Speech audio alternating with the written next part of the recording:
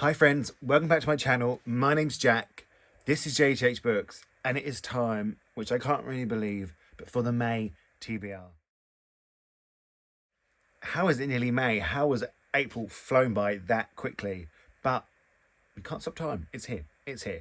And it is time for me to show you the books that I'm going to read. Now, April has actually been quite a good reading month for me. No, like little spoiler, but I'm going to hit double digits, I think, of the books I've read. So we're going all out in May.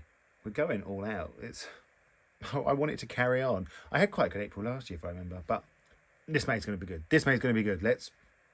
So, normally I only give about 5, but I think I've got sort of 7 or 8. So, let's see, shall we? First up, for the month, we have my non-fiction. As you know, my non-fiction book every month, and it is A Trans Man Walks Into a Gay Bar by Harry Nicholas. Now, I'm so unbelievably excited for this book. It was on my most anticipated reads of 2023. That'll be linked down below. And this has kindly been sent to me by Harry and Jessica Kingsley Publishing. Harry's my friend. He's my friend. I don't know if I'm his. I hope I am. I'm just so excited. It's out 18th of May, and I'm so ready for this book. In this raw, intimate and unflinchingly honest book, we follow Harry as he navigates the sometimes fraught and contradictory worlds of contemporary gay culture as a trans gay man. From Grindr, dating and gay bars, to saunas, sex and ultimately falling in love, Harry's brave and uplifting journey will show you there is joy in finding who you are. I'm just so excited. It'll be the first one I read this month. I know it because I'm that excited. Next up, we have The Late Americans by Brandon Taylor. This was kindly sent to me, so thank you so much to the publishers being Random House. I'm very excited for this. I think, to be honest, this comes out in May in the US, but in, where do I live? The UK. It comes out in June. I think it's the 22nd of June. I'm just going to double check that right now. It is. Well done. Brains. So, we all know Brandon Taylor. Real life, filthy animals. Real life was shorted for the booker. So, I'm very lucky to have his new book, and I'm very excited to read it. Let's find out what it's about, shall we? In the shared and private spaces of Iowa City, a loose circle of lovers and friends encounter, confront, and provoke one another in a volatile year of self-discovery. At the group's centre are Ivan, a dancer-turned-aspiring banker who dabbles in amateur pornography. Fatima, whose independence and work ethic can complicate her relationships with friends and a trusted mentor. And Noah, who didn't seek sex out so much as it came up to him like an anxious dog in need of affection. There's more, but we'll stop there. Yeah, June 22nd. I'm very excited for this one. I feel very lucky to have this book, and I'm just excited to read it. No, I keep saying I'm excited about all these books, but I am. It's just the truth. So let's just accept the excitement, okay? Next up, we have Radical Love by Neil Blackmore. Now, Neil has written some other books like The Intoxicating Mr. Lavelle and The Dangerous Kingdom of Love. I didn't really like those two, but I'm very excited for this one. This is out on the 1st of June. You can see why I'm reading these all this month, can't you, in May? Very excited to have this. I'm hoping I'm going to like this one more. Let's find out what it's about, shall we? Welcome to England. 1809, London is a violent, intolerant city, exhausted by years of war, beset by soaring prices and political tensions. By day, John Church preaches on the radical possibilities of love to a multicultural working-class congregation in Southwark. But by night, he crosses the river to the secret and glamorous world of a gay molly house on Verve Street, where ordinary men reinvent themselves as funny, flirtatious drag queens and rent boys cavort with labourers and princes alike. There, Church becomes the first minister to offer marriages between men at enormous risk. Another one I'm very much looking forward to. That's just the way Nathan did.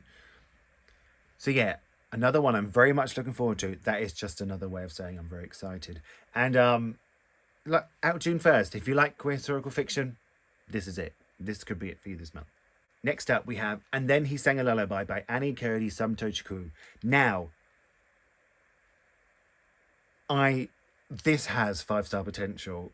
I just think, I've said this before on the channel, there's some great queer books coming out of Nigeria, and I'm hoping this is going to be another one. As soon as I heard about this one, I asked for a copy, and they very kindly sent it to me, and I'm just so... If this isn't 5 stars, I will be heartbroken. In search of a fresh start, August leaves home to attend college in southern Nigeria, but he carries the weight of his family's lofty expectations, the shame of facing his truest self, and haunting memories of a mother he never knew.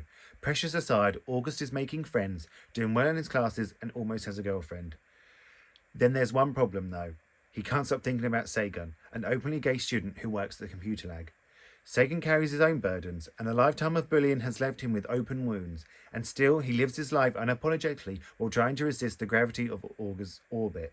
Despite their differences, August and Sagan forge a tender intimacy that defies the violence around them, but there is only so long Sagan can stand being loved behind closed doors, while August lives a life beyond the world they created together. And when a law is passed that criminalises gay marriage, August and Sagan must find a way for their love to survive in Nigeria, determined to eradicate them. Excited. I'm excited. That was my excited dance. 5-star potential. If it's not 5 stars, I'll cry. You'll cry for me, because that's what friends do. When friends cry, they cry. I don't know what I'm about, but I'm excited for this one. And it is out the 8th of June. Next up, we have Mrs. S by Kay Patrick. This is very kindly sent to me by 4th Estate Books. I even saw Kay Patrick talk at their event, and I'm very, very excited for this one. This was also on my most anticipated reads for 2023, so that's 2 in a month. The pressure. Imagine if I don't like them. But again, I think this is a 5-star potential. It was in a 5-star potential video, which I was going to do a vlog for, but obviously never happened because it's me. But this one is also out on the 8th of June, and I'm very excited for it. I'm sorry, I really wish I could stop saying I'm excited, but I can't. In an elite English boarding school where the girls kiss the marble statue of the famous dead author who used to walk the halls, a young Australian woman arrives to take up the antiquated role of matron. Within this landscape of immense privilege, in which the girls can sense the slightest weakness in those around them, she finds herself unsure of her role, her accent, and her body. That is until she meets Mrs. S, the headmaster's wife, and a woman who is her polar opposite, assured, sophisticated, and a paragon of femininity. Over the course of a long, restless heatwave, the matron finds herself irresistibly drawn ever closer into Mrs. S's world, and their unspoken desire blooms in an illicit affair of electricity intensity. But as the summer begins to fade, both women know that a choice must be made. This is just me doing an excited dance about all these books. And there's nothing better than having books to look forward to. And I'm looking forward to this one. Next up, this was kindly sent to me by Verve Books, and it is out on the 22nd of June, and it is Sunburn by Chloe Michelle Howarth. And another one I'm looking forward to. They very kindly offered to me, and I couldn't say no. When I read the back, I just could not say no. It's the early 1990s, and the Irish village of Crossmore, 15-year-old Lucy feels out of place. Despite her fierce friendships, she's always felt this way, and the conventional path of marriage and motherhood doesn't appeal to her at all. Not even with handsome and doting Martin, her closest childhood friend. Lucy begins to make sense of herself during the long hot summer. Another long hot summer.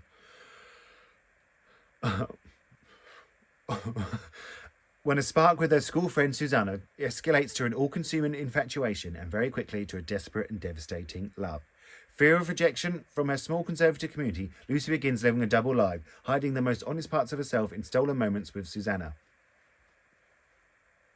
Again, it's going to be a good month. It's going to be a good month. Imagine if at the end of May I just said they're all terrible. We'll have a good laugh, won't we?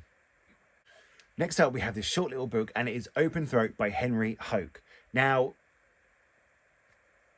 I think this has 5-star potential as well. I think this could be a favourite of the year. I don't know why. It's just calling to me. It is just calling to me.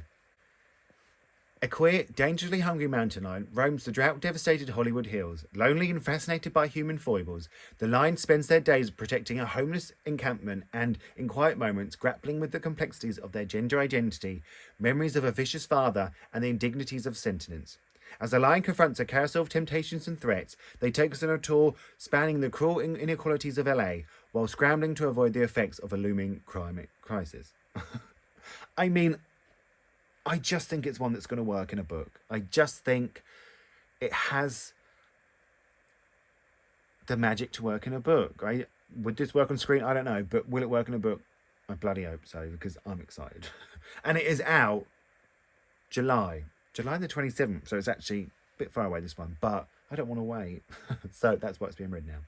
Next up, lastly before you vote, we have I Like Me Better by Robbie Webber. Now, I read Robbie Webber's first book, which is called something, If You Change Your Mind, and I really enjoyed it. It was a while, but I really, really enjoyed it. So this is the second book, another turn at YA, and I requested it, and I was lucky enough to get it because when I'm a fan of the first one, you want to read the second one and love the author, don't you? So Your state's winning soccer team captain has gone a little too far, pranking your rivals. You can. A. Let him own up and lose his spot in an elite college team. B. Take the fall. Do community service at a seaside aquarium. Meet a cute, smart intern who believes you did something awful. Start falling for him between dolphin encounters and shark costume disasters and get caught up in a tangle of lies of your own making. Guess which one Zach Martin picks. I'm ready. I'm ready. I'm ready. I'm ready. And it is out. It says May 2nd. That is the US date. If you're in the UK, it comes out June 8th. I do know that because I looked it up.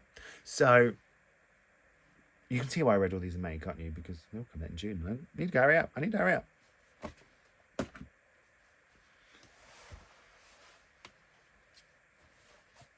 So now it's time for you to vote. Actually, before we go on, I have just filmed a video that is all of my unread books on my TBR. It was hell to film. It's going to be hell to edit. I've sort of already started and it is hell. And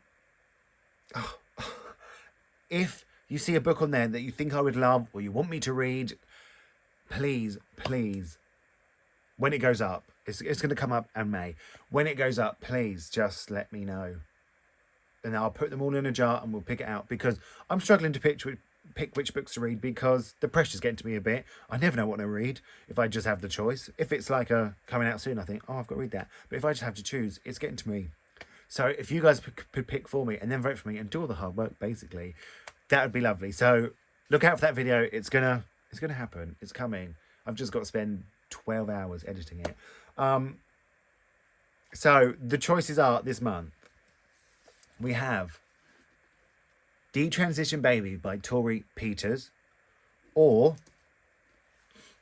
Boy Parts by Eliza Clark. Now this has been on my TBR for a long time. It came out in 2020, maybe 2021, because it says 2021. Yeah, I think it came out in 2020 and was nominated for the Women's Prize in 2021. And I got it straight away. So we're coming on 3 years. It still hasn't been read. So it is. Reese nearly had it all. A loving relationship with Amy, an apartment in New York, a job she didn't hate. She scraped together a life previous generations of trans women could only dream of. The only thing missing was a child. Then everything fell apart, and 3 years on, Reese is still in self-destruct mode, avoiding her loneliness by sleeping with married men. When her ex calls to ask if she wants to be a mother, Reese finds herself intrigued. After being attacked in the street, Amy detransitioned to become Ames, changed jobs, and thinking he was infertile, started an affair with his boss, Katrina. Now Katrina's pregnant. Could the three of them form an unconventional family and raise the baby together?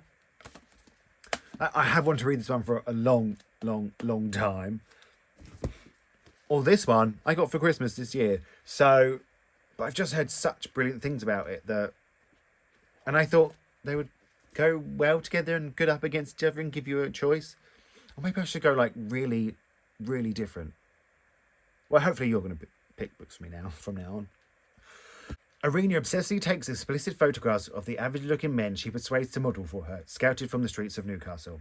Placed on sabbatical from a dead-end bar job, she is offered an exhibition at a fashionable London gallery, promising to revive her career in the art world and offering escape from the rut of drugs, alcohol, and extreme cinema.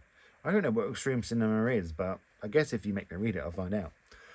The news triggers a self-destructive tailspin centered around Irina's relationship with her obsessive best friend and a shy young man from her local supermarket who has attracted her attention.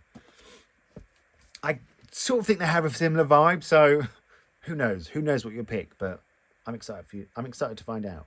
And hopefully there'll be a reading vlog for it, because even though no one watches them, I have fun making them. But that's it.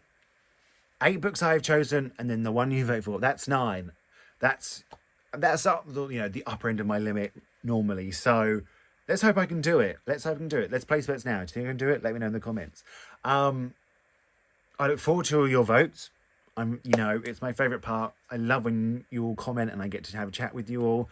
Thank you all so much for watching. I'm going to speak to you all really, really soon. Feel free to subscribe and hit that bell thing for fun. And I'll speak to you all soon.